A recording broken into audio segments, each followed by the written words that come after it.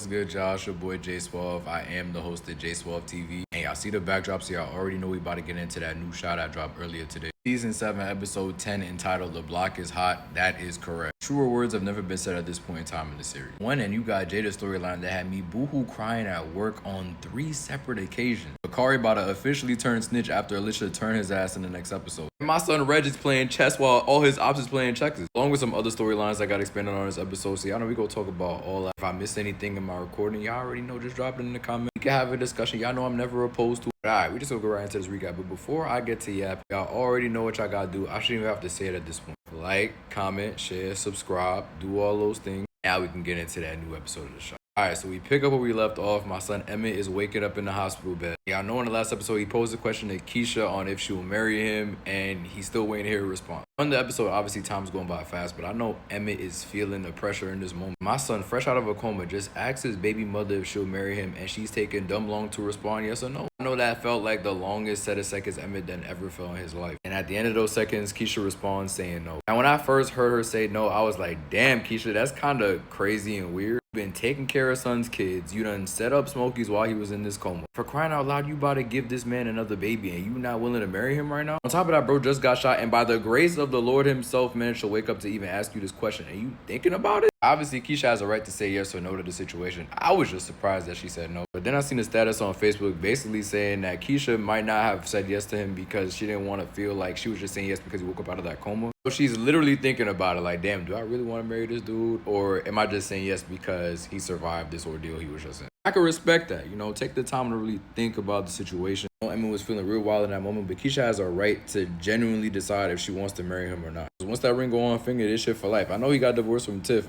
but I don't think we're seeing any more divorce in Emmett's future, God willing. Jada wants to have a conversation with her son and her son alone, so Kiesha and Darnell leave the room. And that's when Jada basically breaks down to Emmett that the cancer came back. And at this point, Emmett is just in shock and disbelief. I feel so bad for the brother. He just got rejected by the love of his life on a marriage proposal, and then seconds later, his mom goes ahead and tells him that her cancer came back. Yeah, I was definitely feeling sick for Emmett all episode. Mind you, I didn't even like Emmett like that, but he did not deserve to go through what he did in this episode. It gets so bad that 3 months later, he's telling Kiesha he don't even want to be alive anymore. Just knowing that his mom is dying is making him sick. I mean, he has to experience this cancer thing all over again. See him continue to use liquor to cope, similarly to how we did in episode 8 when Trick came over to his crib to let him know that him and Tiff might be seeing each other going forward. That's some pretty hostile conversations in this episode, understandably so. One with the new lady that's employed at Smokey's, he was mad that she was kind of bringing her own twist to the organization. Fire and Damien making mad suggestions, he wasn't going for none of that. Fire and Damien talking about partnering up with Tiff's weed business, he wasn't really feeling none of that. I think they might be able to work together going forward though, just with how their last conversation in this episode went, but that remains to be seen. He also had a tough conversation with his pops sometime after this. He expresses his frustrations at his mother passing and says, yeah, you still around, but your love is not going to be enough for me. Darnell has to tell him, I know you losing a mother, but I'm losing the love of my life. That shit hit so different. Imagine the love of your life survive a cancer scare the first time. Then you get married to him and y'all have some great years just for the cancer to come back. And this time it's terminal. It's no coming back from this. I feel for Darnell and I feel for Emmett. Neither of them deserve to go through what they're going through in this season. The family have some good moments earlier on in the episode, and shout out to the actress that plays Jada, because every scene she was in this episode, shorty ate. I told y'all I cried on like 3 separate occasions watching this episode, and I swear 2 of the scenes that I cried during, Jada was in them, and she was acting masterfully. I especially loved her conversation with Kiesha. It was crazy because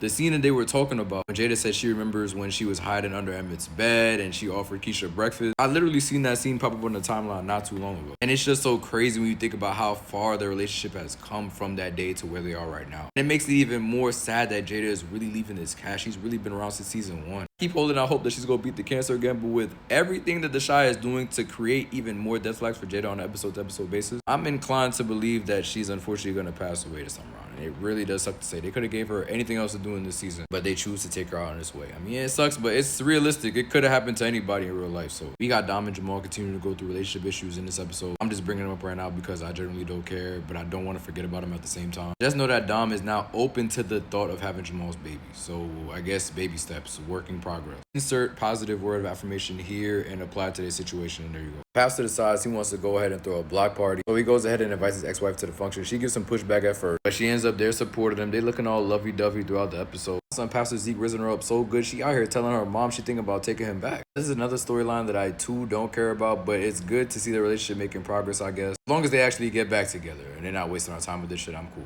Briefly get Papa and Kenny in this episode too. After Jake gives Papa a Shy Seeds exclusive, we see Papa and Kenny having a conversation where Kenny is basically saying to Papa that she's scared and nervous of what's to come based on what she's experienced, and argued what's the point of her father even putting on this block party to begin with. Papa basically says that he wants to be a part of the positive change in the community that starts with them, and that's cool, I guess, but this conversation is really the only conversation we get from them throughout this whole episode. They really have had Papa in the background so many times this season. That's mad crazy. Get into Maisha and Gemma's season 6 treatment. But on some real shit though, now that Alicia essentially knows that Nuck was the one who killed Rob, what was the point in bringing back Kenya now? The only relevance I can see her character having going forward is attached to the gun that she got from Zeke. Help them get Nuck, but Bakari's about to admit to Alicia that Nuck did what he did. You think he's leaving the house alive if he doesn't? At that point, they won't even need the gun, so really, what is the point of bringing back her character? I officially think that the producers are setting up a love story between her and Papa. They go literally ship their asses off to Kenya at the start of season 8 once they get into a relationship. They really do have nothing going on. If I don't see them on screen, I do not think twice. Bakari and Lene also had attendance at the block party. You already know last time we seen them together, Lene was not happy with Bakari choosing the gang life over her. So she's just dubbing all sons advances to try to get back together, which leads him to asking if they could just be friends. She says she don't know, she gotta think about it. But you already know Lene be playing. Realistically, they about to be right back up under each other in the next couple episodes. Just give it some time. Unless she find out some way somehow that the reason why Jamal even ended up at the hospital was because of information that Bakari fed to Alicia earlier on in the season. And he might end up 6 feet under.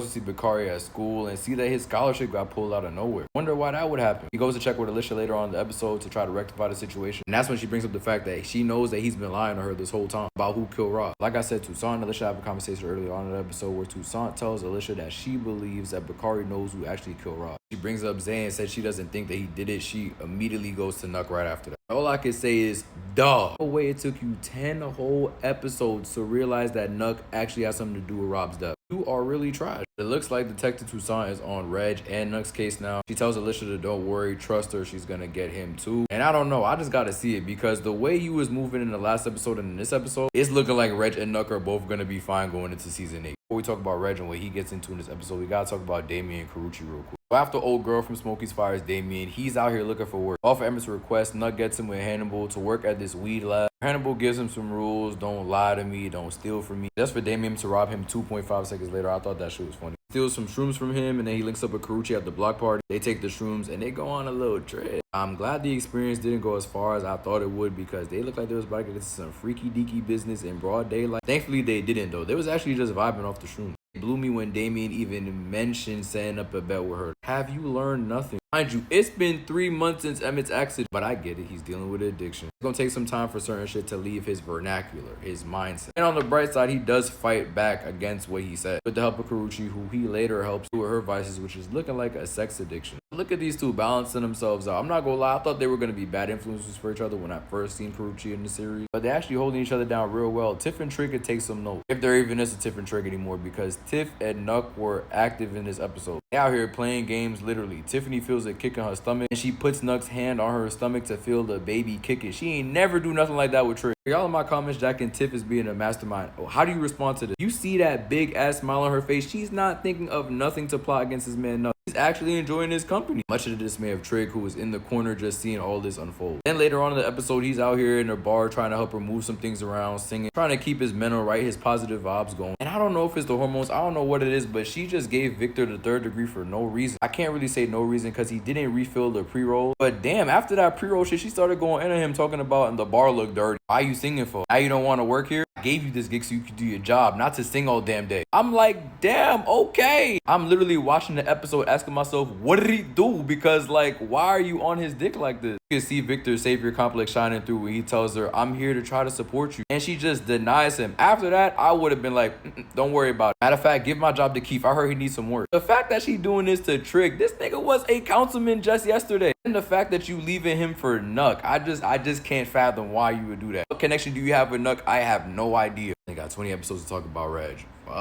Reg in this episode, we know he's still on the low. He's seeing people outside watching him though. He's being extra cautious. Of course, in his inner circle, he's letting them know what his next move is. He tells people he's setting up this jewelry store tonight and that he's gonna need his shooter at his side. Hannibal sends Nuck the location that he then sends to the detective. Pull up on the jewelry store just in time when Reg and the shooter's running out the store. When they unmask them, it's not Reg and the shooter. It's literally just two random niggas. Now the detective just got the I-8 ass face on. They are all screwed.